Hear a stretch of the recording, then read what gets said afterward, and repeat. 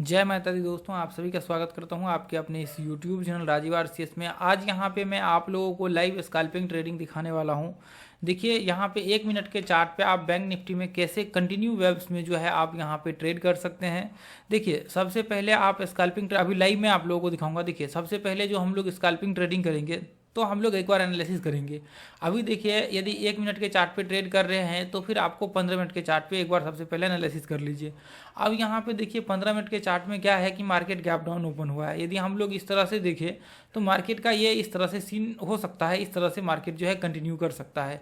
अभी देखिए यदि हम लोग एक बार 1 घंटे का और चार्ट लगा करके देखेंगे तो यदि हम लोग 1 घंटे के चार्ट को लगा करके देखें तो मार्केट यहाँ पे देखिए ये रेजिस्टेंस है मार्केट का, ये रेजिस्टेंस से मार्केट में सेलिंग प्रेशर हो रहा है। तो यानी कि आपके पास 2 पॉइंट अभी है यहाँ पे। पहला तो 1 घंटे के चार्ट के हिसाब से मार्केट रेजिस्टेंस पे है, अभी रेजिस्टेंस को टेस्ट करके नीचे आ रहा है। दूसरा यहाँ पे 15 मिनट के चार्ट से भी आपको इस तरह से मार्केट रिट्रेसमेंट कर रहा है। तो हम लोग 2 कन्फर्मेशन आपके पास है यहाँ पे शॉर्ट करने का। तो हम लोग अभी क्या करेंगे, हम लोग 1 मिनट के चार्ट को लगा करके नीचे का व्यू देखेंगे। अभी यहाँ पे देखेंगे मार्केट कंटिन्यू यहाँ से ऊपर चढ़ा है, कंटिन्यू यहाँ से ऊपर चढ़ा है।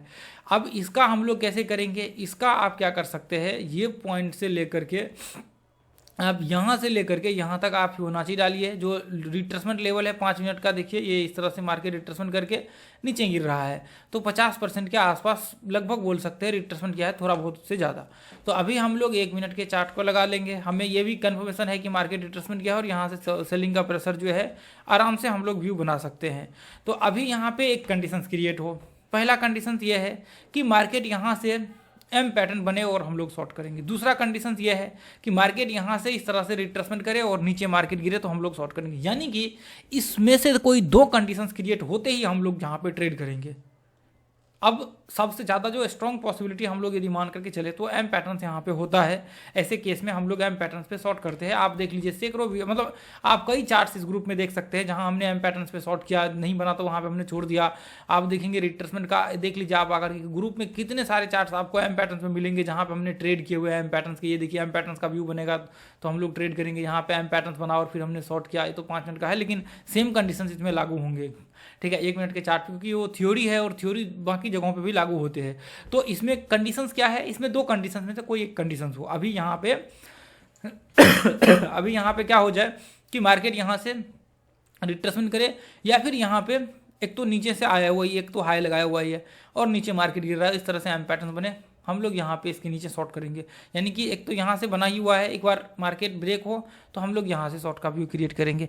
यानी कि ये बहुत ज़रूरी होता है कि एक बार आपको ये चीज़ें पता होना चाहिए। अब देखिए यहाँ से लेकर के यहाँ तक कंटिन्यू मार्केट में बाइंग आया हुआ है, तो इसको लेकर के लोगों के मन में कई बार क्या होता है कि वो सोचते हैं कि यार ये तो प्रॉब्लम हो सकता है क्योंकि मार्केट्स कंटिन्यू चढ़ा हुआ है यहाँ से।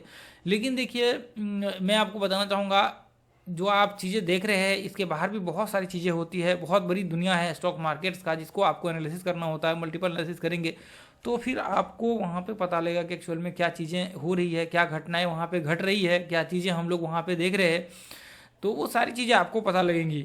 यदि आपको वहाँ पे आप मल्टीपल एनालिसिस करेंगे नहीं तो आपको पता ही नहीं लगेगा। 5 मिनट के चार्ट से हमने देखा रिट्रेसमेंट लेवल कहाँ पे था, फिर हमने 15 मिनट के चार्ट में देखा कि मार्केट्स में क्या सीन बन रहे हैं। 1 घंटे के चार्ट में हमने देखा मार्केट कहाँ पे स्टैंड कर रहा है, कहाँ पे खड़ा है, रेजिस्टेंस पे है। तो सारे टाइम फ्रेम, जितने टाइम फ्रेम है ना, वो सारे के सारे हम लोगों को यहाँ पे ये कह रहा है कि शॉर्ट का व्यू जो है यहाँ पे बनेगा। ऐसे केस में यदि व्यू बन रहा है तो आपको डेफिनेटली शॉर्ट का ही व्यू बनाना चाहिए, ना कि यहाँ पे बाय के। बहुत सारे लोग गलत डिसीजंस यहाँ पे ले लेते हैं, फिर बाद में पता लगता है कि लॉस वगैरह सब हो गए तो प्रॉब्लम क्रिएट हो जाता है। लोगों को ये चीज़ें समझ में नहीं आती कि करना क्या है यहाँ पे। तो देखिए अभी यहाँ पे कंटिन्यू मार्केट चढ़ा है तो एक बार हम लोग एक्सपेक्ट करेंगे कि एम पैटर्न बने या फिर रिट्रेसमेंट हो तो फिर आराम से कर सकते हैं। क्योंकि अभी यहाँ से यदि हम लोग देखें तो मार्केट इस तरह से ये यहाँ पे भी रिट्रेसमेंट कर ले तो भी हम लोग शॉर्ट कर सकते हैं, ठीक है। या फिर मार्केट पूरा एम पैटर्न बनाए फिर आराम से हम लोग करेंगे, कोई दिक्कत नहीं है।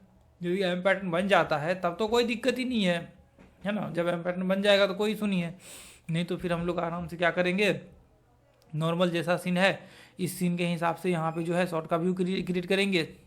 यदि आप मान लीजिए हम लोग डायरेक्ट भी कर सकते हैं, यहाँ पे ऐसा मन में चल रहा होगा कि डायरेक्ट क्यों नहीं कर सकते, यहाँ पे डायरेक्ट कर दे शॉर्ट, जब हमें पता है कि मार्केट नीचे का व्यू है तो हम लोग डायरेक्ट।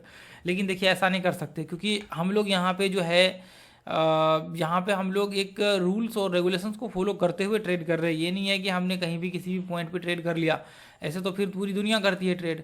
तो फिर आप वही हो गया, जो सब कर रहा है वही चीज़ें आप करेंगे तो फिर कोई मतलब ही नहीं रह जाता है।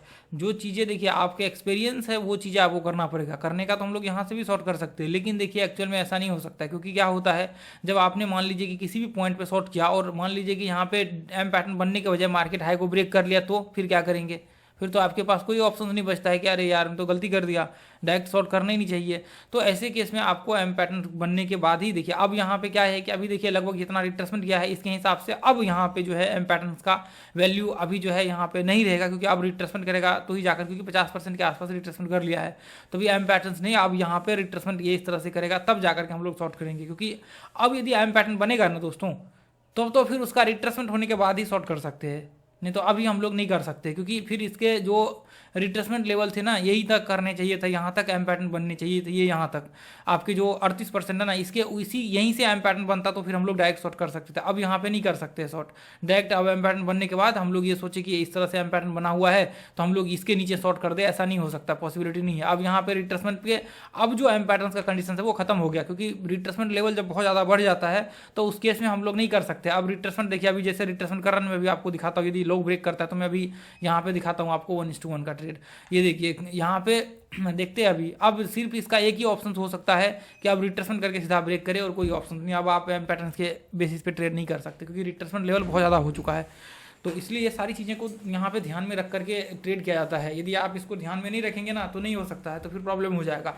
अब देखिए यहाँ पे अभी यहाँ पे क्या है कि अभी यहाँ पे यदि एम पैटर्न बनेगा तो जो पहले हमने बताया था आपके जो एम पैटर्न का रिट्रेसमेंट होगा तभी जाकर के यहाँ पे मान लीजिए कि यहाँ तक एम पैटर्न बनता है ना, यदि यहाँ तक एम पैटर्न बनता है तो फिर इसके ये इस यहाँ पे रिट्रेसमेंट होंगे तभी जाकर के शॉर्ट का भी होगा, नहीं तो नहीं हो सकता है, नहीं तो फिर इसका कोई ऑप्शन यहाँ पे नहीं बचता है।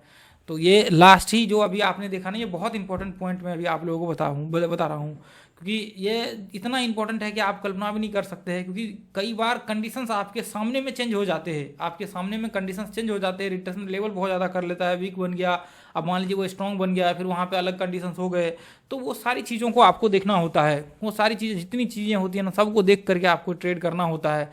यदि आप इसको नहीं करते हैं तो फिर आपके लिए प्रॉब्लम जो है क्रिएट हो जाता है। देखिए अभी यहाँ पे मैं ऐसे लगा देता हूँ, देखते हैं इसको ब्रेक करता है तो फिर हम लोग देखेंगे।